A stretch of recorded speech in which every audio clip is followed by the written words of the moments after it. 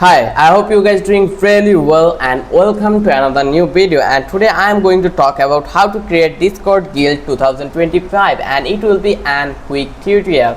So first of all, you need to create an server. Just click over here and create my own for me and my friend. Just click over here and it will be done.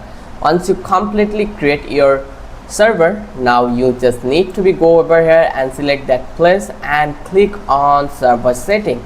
Once you click over here, now you will get option for bans and many more. So following this guideline, you can easily create your guild over that server. So the process is really simple and that's it.